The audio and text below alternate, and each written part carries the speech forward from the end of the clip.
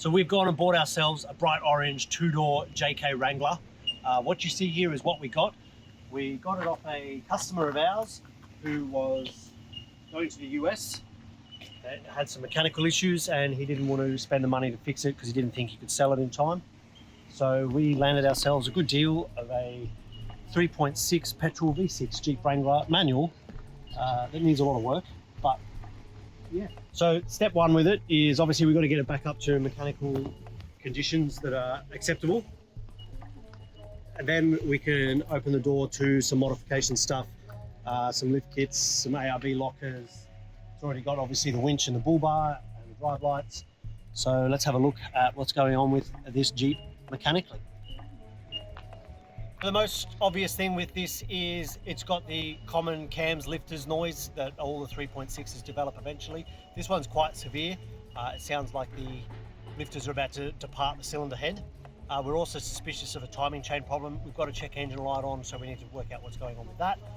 Also of note is the tyre pressure sensors are telling me that the rear tyres are flat. They're not, but so there's obviously a problem with the tyre pressure sensors. There's a massive chip in the windscreen. Look at that. And we somehow managed to get a hold of this thing with no back seats. So we've got to find a set of back seats for it. But it comes with a lot of cool stuff fitted already, so we've won and lost at the same time. So let's have a look at the mechanical issues first. We start it up.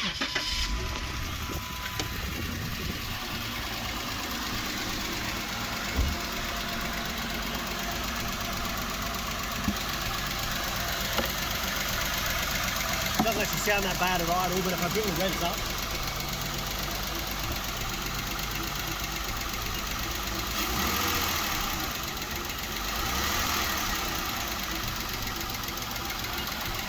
what you can hear right now is the hydraulic lifters. This is a common problem with the 3.6 petrol engine. It's the lifters and the rocker arms, and they chew out the camshafts. You do them all together. If you leave this too long, it takes a chunk of the cylinder head with it, and then you're up to a cylinder head or a motor. So the next thing here we've got to look at is also check engine light. I'm suspicious that we're going to have something correlating to that annoying noise we've got there.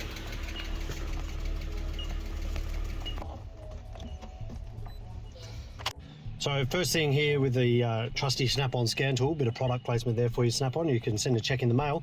Our kilometres in the software matches what's on the dash, so there's nothing suspicious going on there, which is exciting news to start with. We've got a relatively low kilometre. This must be an Apple product. Look how slow it's going.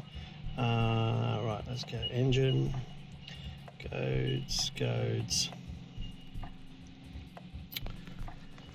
Thermostat rationality, very common. Cam position sensor, cam position sensor, cam position sensor, cam position sensor. All right, so maybe not chains. We'll have to do a bit more investigation here. But everything there is looking like cams, lifters, rockers, and this problem will go away. That's exciting. I might clear these, but I suspect they'll come back, given that we've fixed nothing.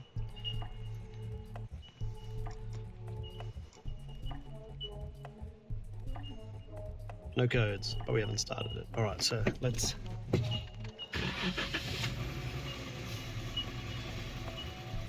All right, so for now it's behaving. Let's wait and see what happens. I suspect as we drive this, those codes will come back because we haven't actually fixed anything. That's not how you solve check engine lights, by the way. You need to actually fix what's going on. So yeah, that's exciting news. We can fix that by just replacing some of the stuff in the top end. While we're here, you can see there's no back seat, and we'll take you to the back of the car and show you some problems that we've already introduced. There's also, what I'm quite sure down here, is the button for the driving lights on the front. Whether they work or not is anybody's guess. The most obvious problem is this check strap completely separated from the vehicle. And then the other day while I was parked on a hill, I opened the tailgate, and the tailgate, that's going to break the speaker. The tailgate went all the way down and smashed my tail light. Don't poke your fingers in it. So most urgently, apart from obviously cams and lifters, which we've talked about, is this thing's tyres are completely illegal. So we'll need to get some tyres on it straight away. But why would you do tyres when you can do wheels and tyres? So in the near future, obviously we've got cams and lifters to sort out, a major service, and then some wheels and tyres going into.